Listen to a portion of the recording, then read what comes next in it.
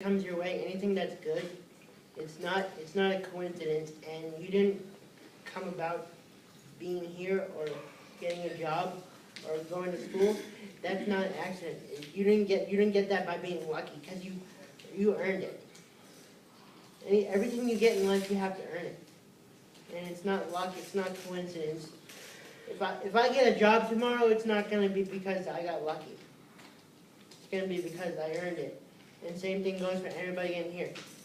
Everything you get in your life is because you earned it. And it's a great feeling to be able to know that you earned something. And does anybody know what Wednesday is? Hump Day. Yes. But what does anybody know what's special about this Wednesday? No. No. What is it? This Wednesday is 25th anniversary Of the 80 day. of the Americans with Disabilities Act. I knew that. So Us as a disabled community have been able to do what we've been doing for the past 25 years is because of everybody who's been advocating for our rights as disabled people.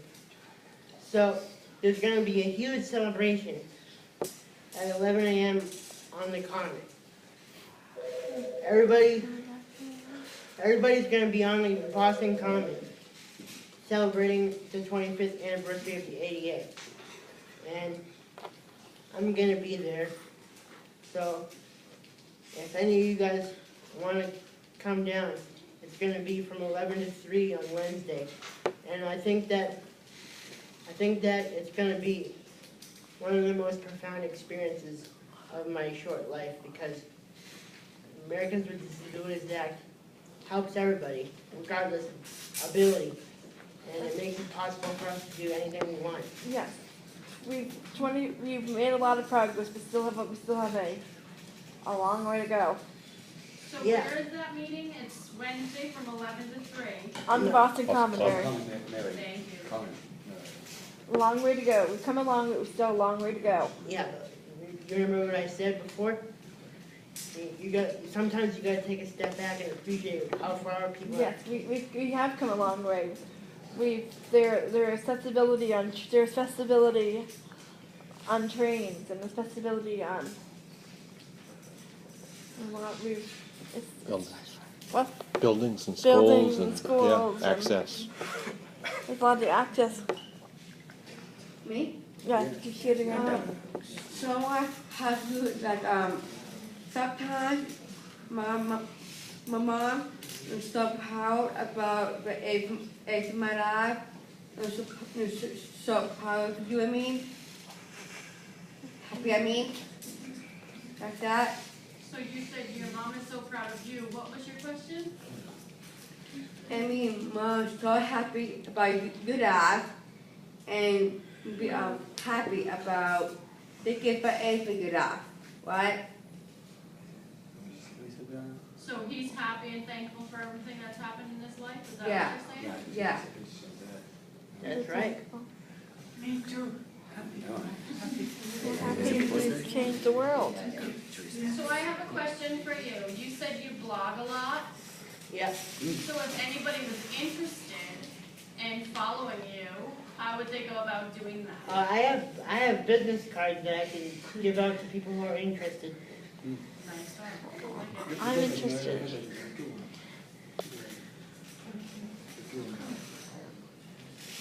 Yes, Susan? You have right next to me the question. What? You have a question? Yeah, I think we have a question right in the front here, though. Yep. Okay, I have to say that I have, like there's a baby, like you. Yeah, said that, She's Down syndrome. that's yeah, I had disability.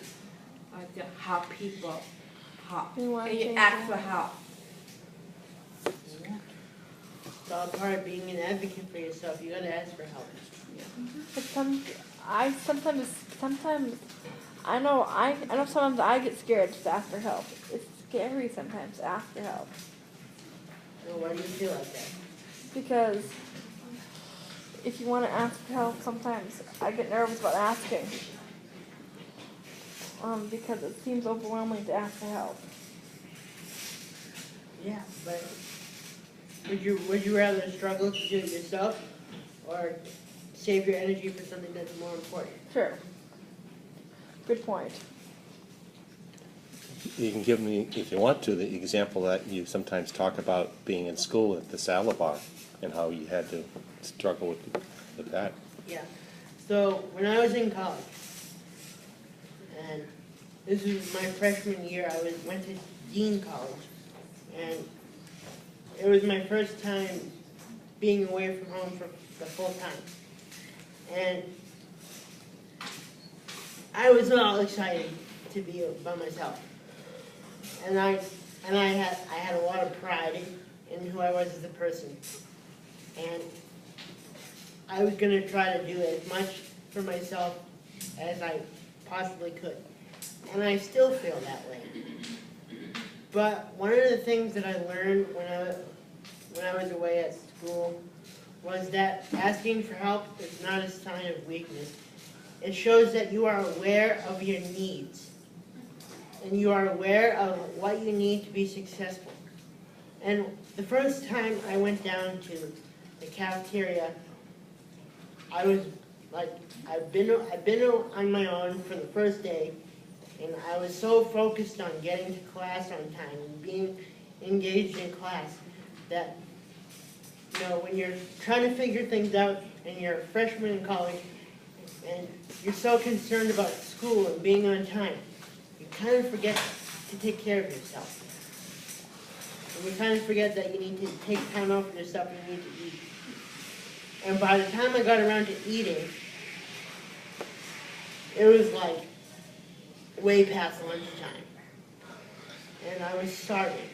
So I went to the salad bar because I wanted salad with chicken. But the problem is, the salad bar is way up here, and I'm in the chair down here. So, you can imagine that's a huge problem. Yeah. And I wanted to be a hero, and I wanted to pull myself up and reach for everything. But the problem is, the times for the grilled chicken and for everything was really far away, and I was angry because I couldn't help myself. And I struggled with it for like 20 minutes. And I thought about it. It was like, I'm starving, and I'm having trouble doing this.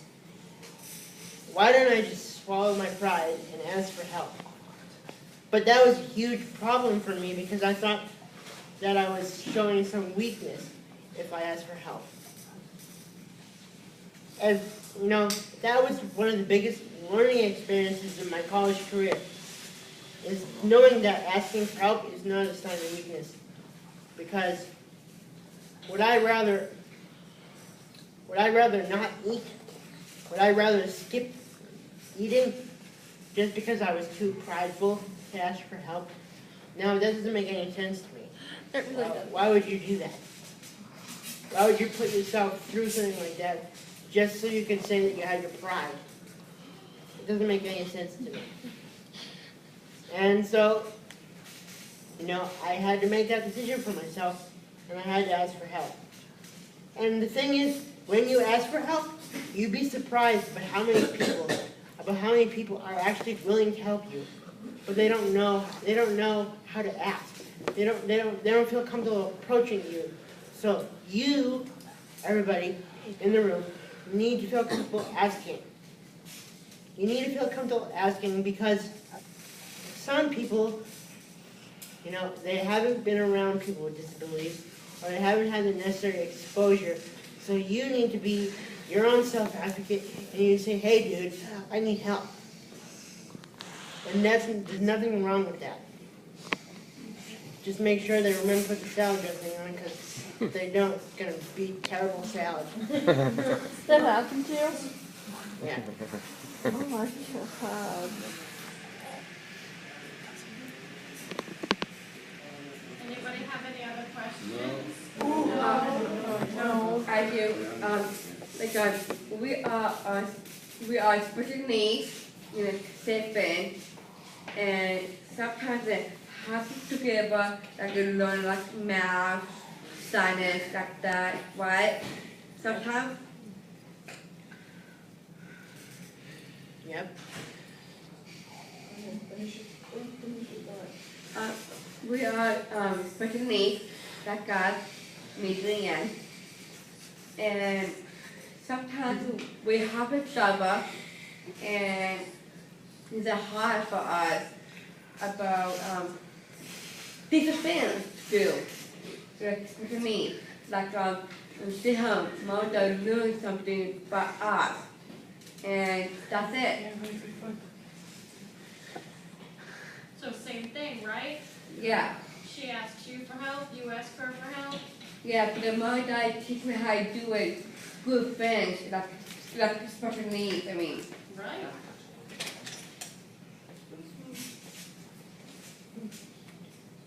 Karen, was there somebody else back there that was? Oh, yeah. I work up Hudson every weekend and I do my job. I do the TV, and I just work and get paid and work hard. And all I do is I work hard, I do the titty later, and I just finish my job. What are you doing for work? I work hard, I get paid, I waste my money, and I just work. You're working at PetSmart. PetSmart. I clean the titty litter, I do my job and go back to my job site and I just do my job and work hard. And get paid by my boss. Right, you're very motivated. That's exactly what you're trying to tell us. You have to stay motivated.